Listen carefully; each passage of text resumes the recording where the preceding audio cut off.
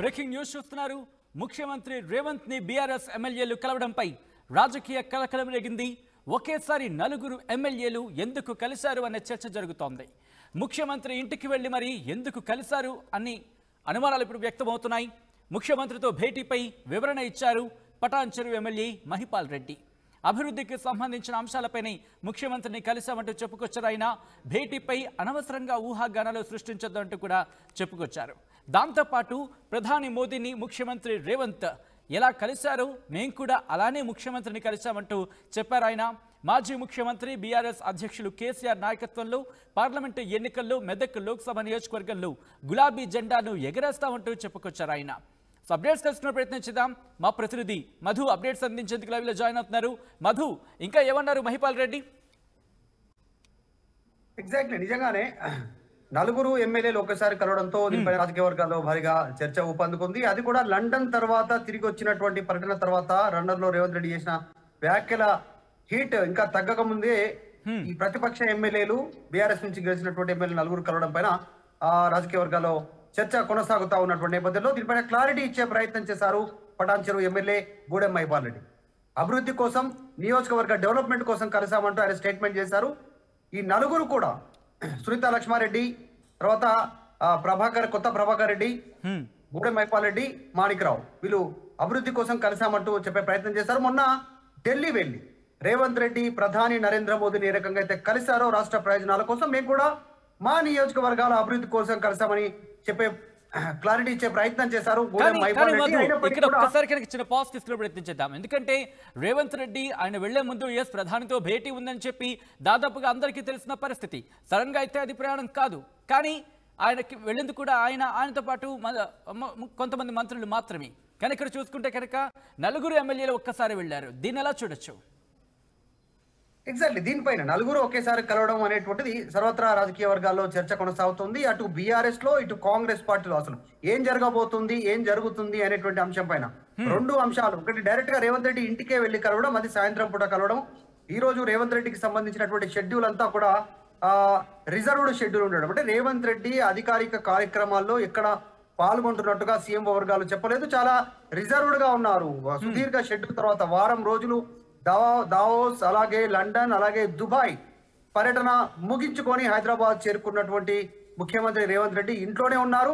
కొద్దిమంది అఫీషియల్స్ కలిశారు. కానీ రాజకీయ పరంగా ఆయన ఈ రోజు కలిసినటువంటి ఈ రోజు మొత్తంలో రాజకీయ పరంగా కలిసింది మొదటగా బీఆర్ఎస్ పార్టీ నుంచి గెలిచిన నలుగురు ఎమ్మెల్యేలు.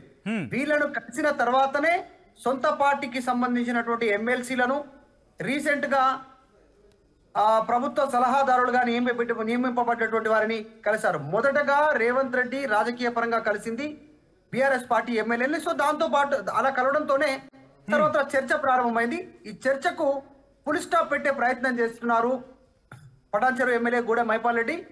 నియోజకవర్గ అభివృద్ధి కోసమే కలిసాము, దీన్ని ఇంకా వేరేలాగా చూడొద్దు అనేటువంటిది ఆయన చెప్పే ప్రయత్నం చేస్తున్నారు. సో ఆయన క్లారిటీ ఇచ్చారు గూడెం మహిపాల్ రెడ్డి. నియోజకవర్గానికి సంబంధించినటువంటి నిధుల కోసం, ఫ్యూచర్ డెవలప్మెంట్ కోసం రేవంత్ రెడ్డిని కలిసాము.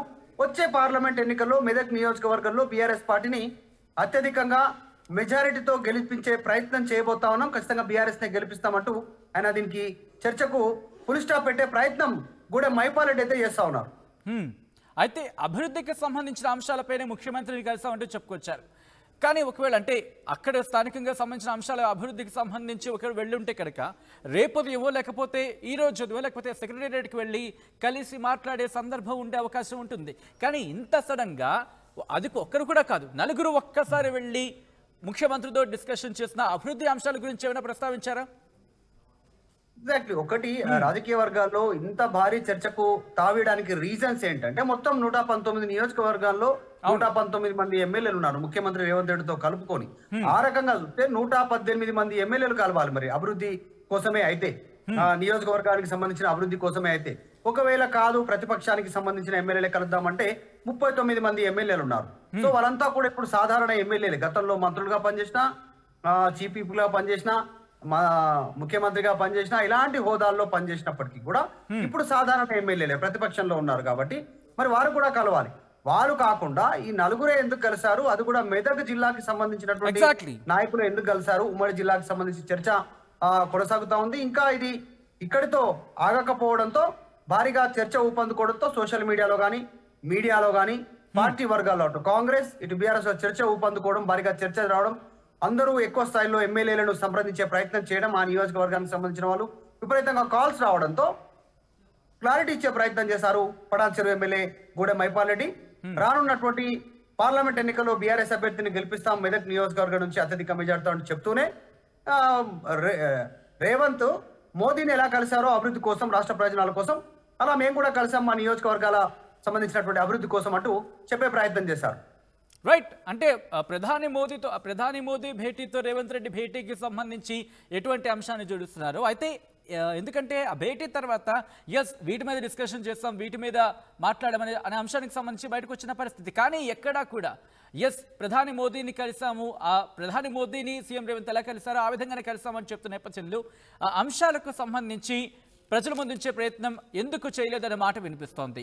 దీని నుంచి అంటే ఈ అంశానికి సంబంధించిన రియాక్షన్ వస్తుందా నలుగురు ఎమ్మెల్యేల నుంచి? ఇప్పుడు నియోజకవర్గ అభివృద్ధి అనేటువంటిది సాధారణంగా చెప్పేటువంటి మాటనే ఎవరు కలిసినా కూడా. అవును, ఈవెన్ ప్రభుత్వంలోనే ఉన్నటువంటి ప్రభుత్వంలో ఉన్న పార్టీ ఎమ్మెల్యేలు ఎవరైనా కలిసినా కూడా, అంటే మంత్రివర్గంలో లేనటువంటి వాళ్ళు ఎవరైనా కలిసినా అభివృద్ధి కోసం కలిసామనో మర్యాద పూర్వకంగా కలిసామనో చెప్పేటువంటి సాధారణమైనటువంటి మాటనే. దీన్ని పెద్దగా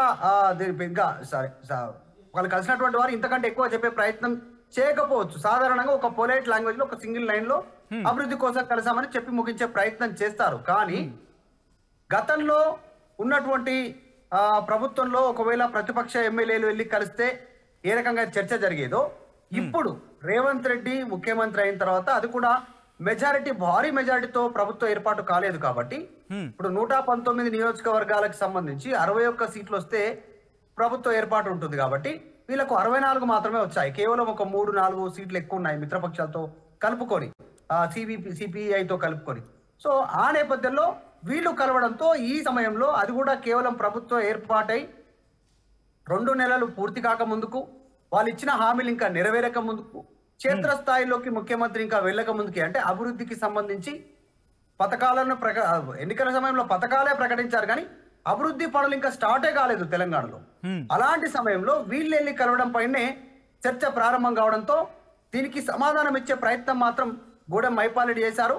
కానీ గూడెం మైపాల్ రెడ్డి చేసినటువంటి వ్యాఖ్యలు పార్టీకి తెలిసేనా, అంటే పార్టీకి తెలిసే వీరు ముఖ్యమంత్రిని కలిశారా, కనీసం జిల్లా ఇన్ఛార్జిగా గతంలో పనిచేసినటువంటి మాజీ మంత్రి హరీష్ రావుకైనా తెలిసి కలిశారా ముఖ్యమంత్రి దగ్గరికి అనేటువంటిది చూడాలి. పార్టీ ఇంతవరకు అయితే రెస్పాండ్ కాలేదు. బీఆర్ఎస్ పార్టీ నుంచి ఎవరు రెస్పాండ్ కాలేదు, ఇటు అఫ్ కోర్స్ కాంగ్రెస్ పార్టీ నుంచి ఇంకెవరు రెస్పాండ్ కాలేదు పార్టీ పరంగా. ఎందుకంటే ముఖ్యమంత్రి ఆయన ఇప్పుడు ప్రభుత్వం కాబట్టి, ముఖ్యమంత్రి ఉన్నారు ప్రభుత్వంలో కాబట్టి, వాటి నుంచి కేవలం సమాచారం మాత్రమే మీడియాకి ఇచ్చారు. 4 ఎమ్మెల్యేలు కలిశారు అనేటువంటిది video clippings, photo clippings direct గా సీఎంఓ వర్గాలే ఇచ్చినటువంటి పరిస్థితి. ఈ హఠాత్ పరిణామానికి బయట నుంచి వస్తున్నటువంటి రెస్పాన్స్, ప్రజల నుంచి వస్తున్నటువంటి కాల్స్, చర్చ గురించి సమాధానం ఇచ్చే ప్రయత్నం మాత్రమే గూడెం మైపాల్ రెడ్డి చేశారు. Right Madhu, thanks for update. So మొత్తంగా అయితే మాత్రం ముఖ్యమంత్రి రేవంత్ ని బీఆర్ఎస్ ఎమ్మెల్యేలు కలవడంపై రాజకీయంగా సంచలనంగా మారింది. ఒకేసారి 4 ఎమ్మెల్యేలు ఎందుకు కలిశారన్న చర్చ ఇప్పుడు చాలా జోరుగా జరుగుతోంది. ముఖ్యమంత్రి ఇంటికి వెళ్ళి మరి ఎందుకు కలిశారు అన్న అనుమానాలు ఇప్పుడు వ్యక్తమవుతున్నాయి. ముఖ్యమంత్రితో భేటీపై వివరణ ఇచ్చారు పటాన్ చెరువు ఎమ్మెల్యే మహిపాల్ రెడ్డి.